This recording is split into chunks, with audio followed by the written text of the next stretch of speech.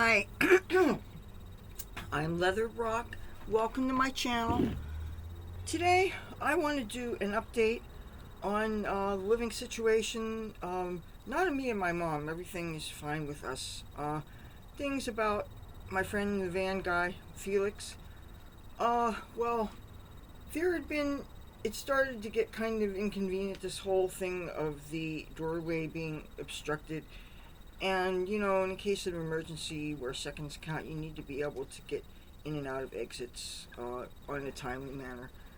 And I also realized that I still had a couple of bags of clothing that my mom and I had donated, the other person even donated, and somebody had dropped off.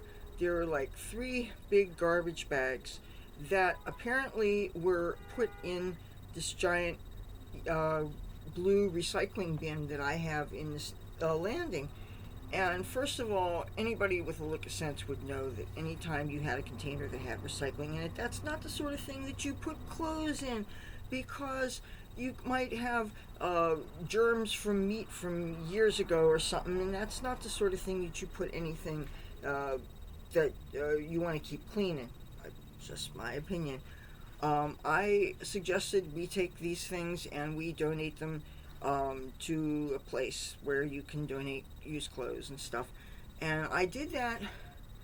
Then Felix, the man in the van guy, came back, and apparently part of what he was using to make himself comfortable was those clothes bags. I thought that the things that he was using, see, okay, you probably don't understand quite where I'm getting at. He was sleeping in the inner stairwell that we have.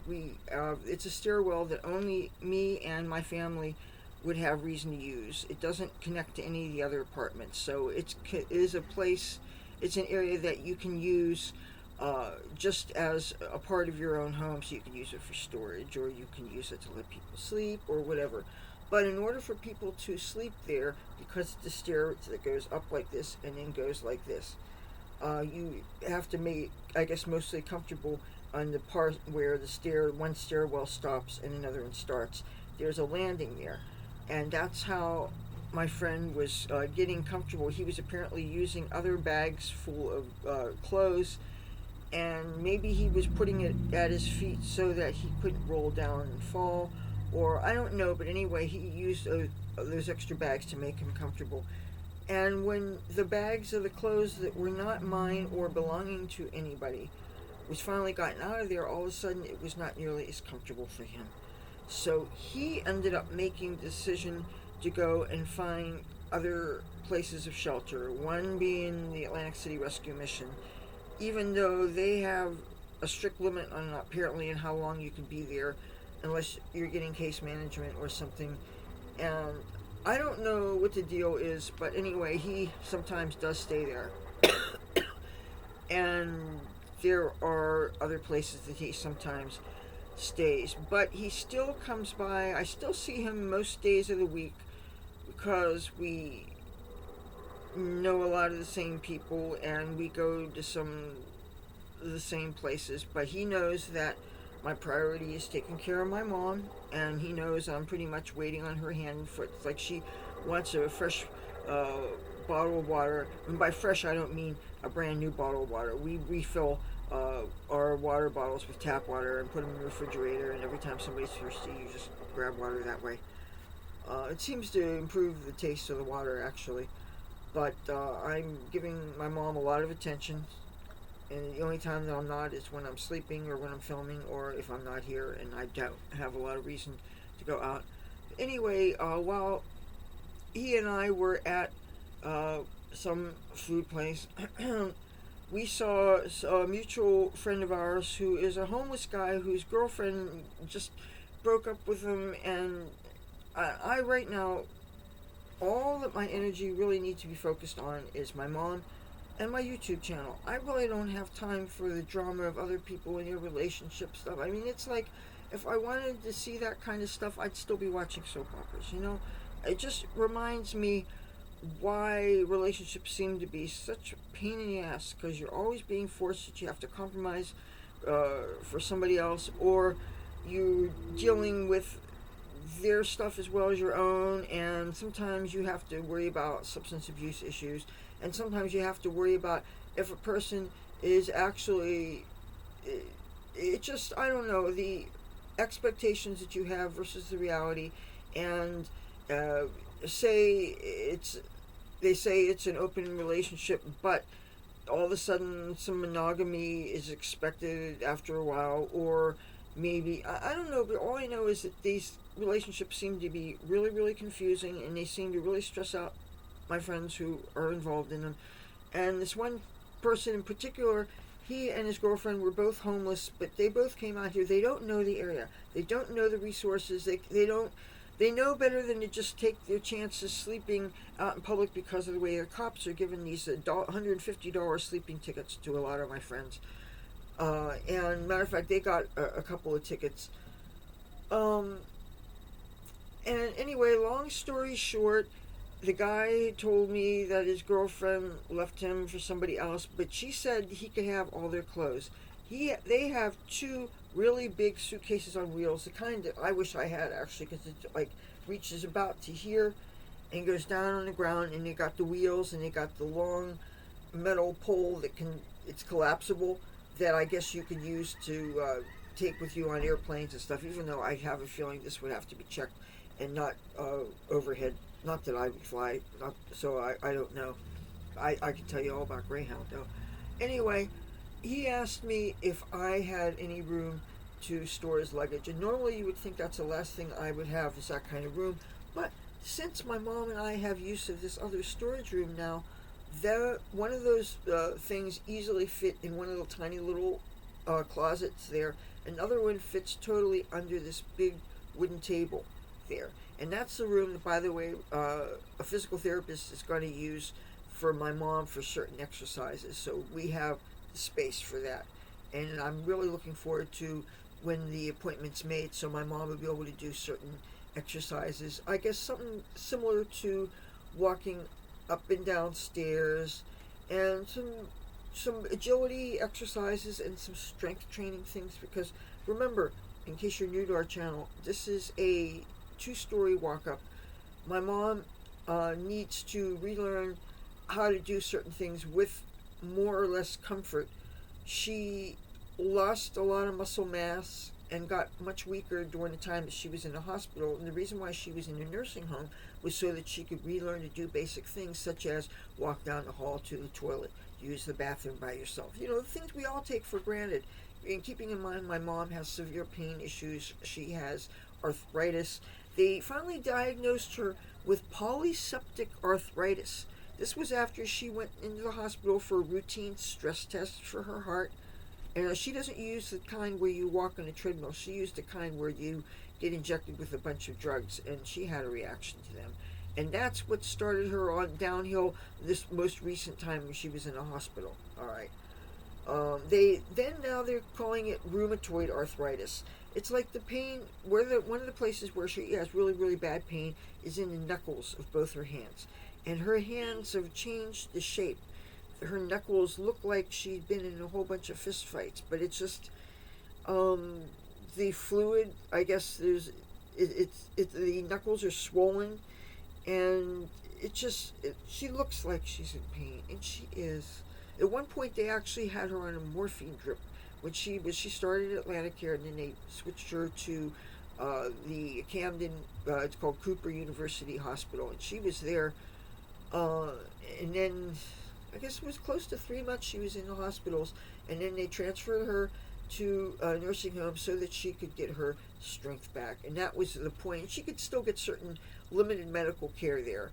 Like, they made sure to keep her on whatever regimen she was already on with the medicines that she was on. And she also has the Watchman. That's an implant in her heart that means that she has one less medicine to take. In other words, she doesn't have to take one of her blood thinners. And it's supposed to reduce their risk of stroke and heart attack. And obviously, in a cardiac patient who also has atrial fibrillation and heart failure, these are good things. And I understand it's not a new procedure, even though we're only seeing the ads on TV for this past year. But it is not a rare procedure. And in fact, one of her brothers just had the implant. So I guess it's safe, as safe as we know anything to be. So anyway, that's the situation. Felix is not living uh, with me anymore, but Pinky and his girlfriend's luggage is being stored here. I am probably going to go back to that wonderful place where uh, I was able to get those great clothes for my mom that you guys saw. Um, since my mom has been in the nursing home and things, my focus has been on her and on making sure that the house was prepared for her to return, and then making sure that I got enough food stockpiled so that I could spoil her. Seeing the kind of meals that she had at the nursing home and the hospital, and even when attempts were made to make things nutritional, you know, she didn't, not everything was cooked properly, and she a lot of times wouldn't eat something if it didn't taste good, and I don't blame her. Food should taste good. So I swore to myself when she got out, I was going to cook her favorite things. I was going to go out of my way to make sure that the meals were nutritionally sound. I was going to make sure there was proteins at every meal. I just want to really, and also keeping in mind her dietary restrictions, which is basically not too much salt, but that said, your food is going to have some flavor, and I really, as long as it's food I like to eat, I enjoy cooking, you know. And I've been trying to wash the dishes as I make them so they don't pile up, but they still pile up, especially when you have friends over for coffee, you know. And then, because I don't want to be tempted by the sweet junk and everything, whenever people come over, I offer them the easy carbohydrates and the sweet stuff. I don't want to be tempted, especially after I've done some smoke inhalation, you know. I don't think I really have a thing for getting the munchies, but I won't lie to you and say that sometimes late at night things don't appeal to me if I know they're in the house. You know, it's really hard to say no to a pumpkin pie that's in the refrigerator or something with cherry in it or something. But I've been trying to increase my intake of fresh fruits and vegetables. Yesterday, my mom and I both ate a lot of strawberries, and they were really big and juicy, and they had flavor. Of course, I still have to add some sugar to it, you know. My neighbors were growing some strawberries over, you've seen the garden videos, but they're a different kind of strawberry, and they were real little. I always take the strawberry leaves. Did you know strawberry leaves, you can dry them off and you can make them into a tea? They have certain medicinal effects. I forget what they are. You probably shouldn't drink too much of it because a lot of things will have laxative effects, and you don't want to be caught by surprise with that.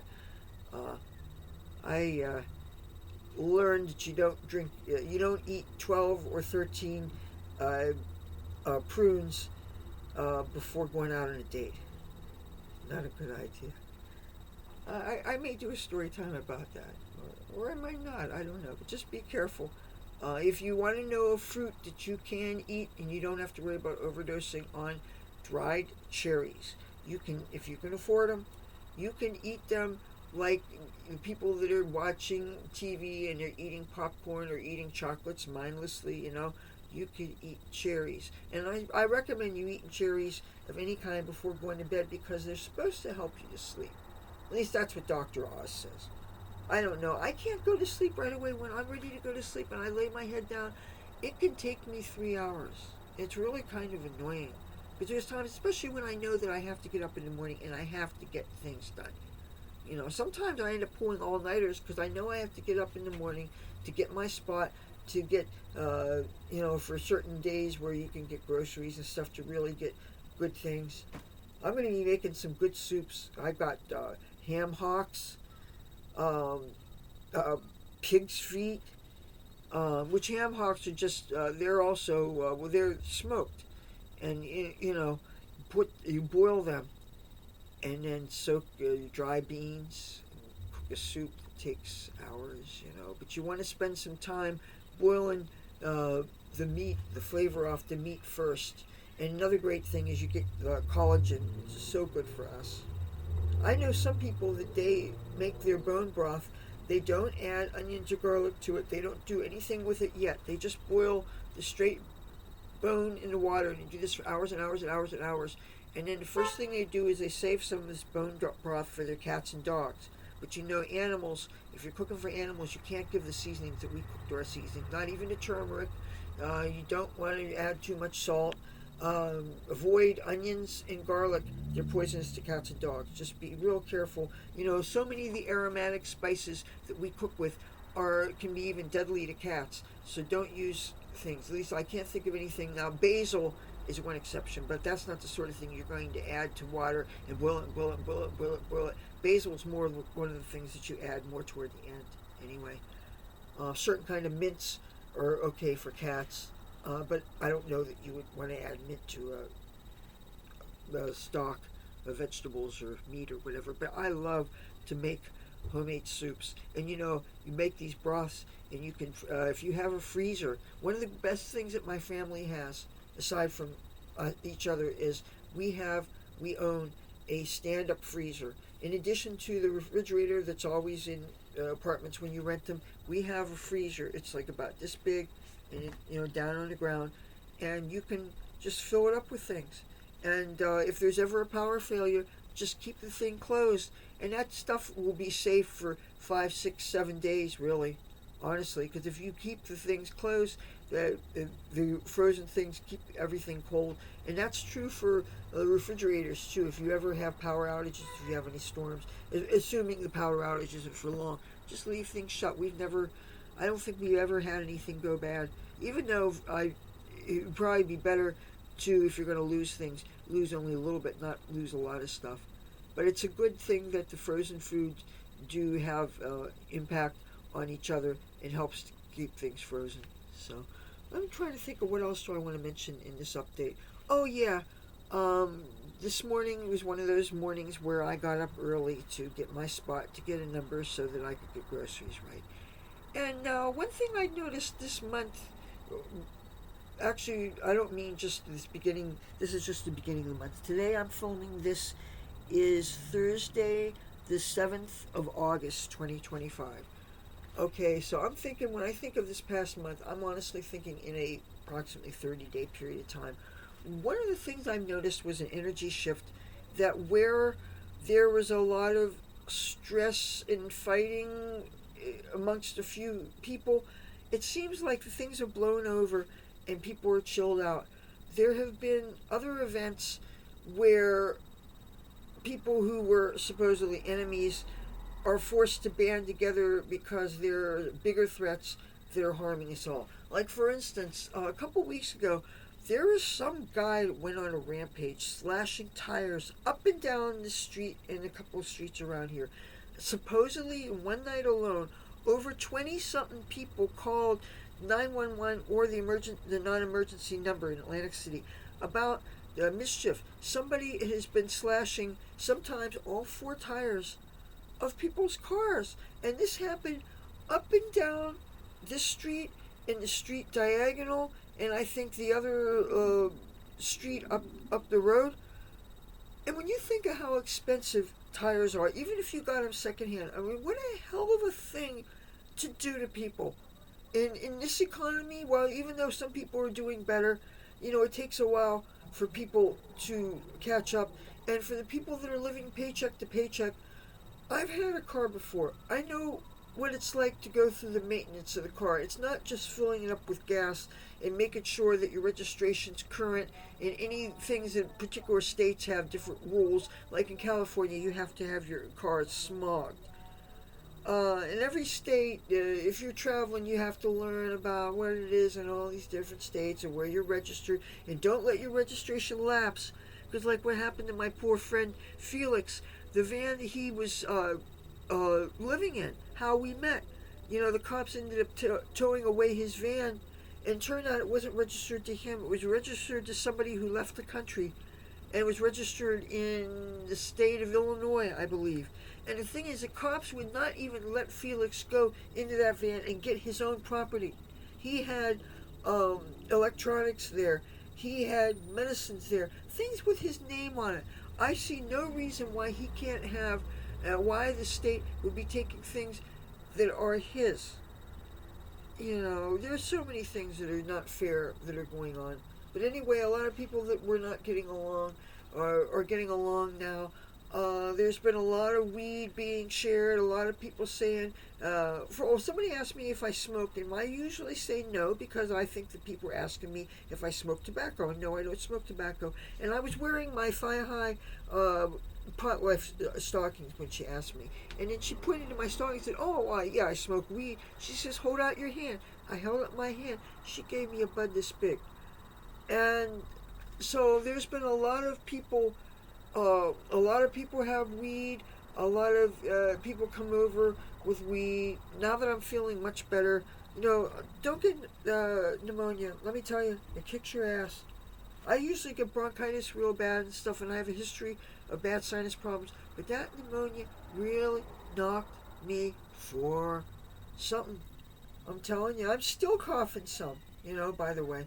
But anyway, one big change since I don't have my friends living the stairwell now. Now, at any hours of the night when I want to, if I want to go and take a walk around the corner, I can do so. If I want to go and see if the chicken lady left anything, or if somebody dropped off a bag of clothes or something, because people drop off things. You're going to be seeing soon. I'm going to show you some things that I acquired through just people dropping off things. And if I see something that I think is really wonderful, sometimes I find things for myself. Later on I'll show you some things. But oh, you like the kitty shirt? You know me. Anything with kitties? All right. Well, so that's what's up.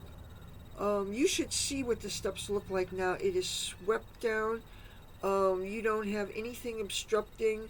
I could walk up there, even if the doorbell rang and it was a mailman with a big package. I could carry big things up there, and I can run down there. And also, if I found, for instance, something disgusting and I needed to throw it outside and get it out of the premises right away, like an infestation or whatever the hell, I can do that. You know. But yeah, okay, that was my update, and I will have another thing for you guys tomorrow. So take care. You like my hair? Okay, I will see you tomorrow. Bye.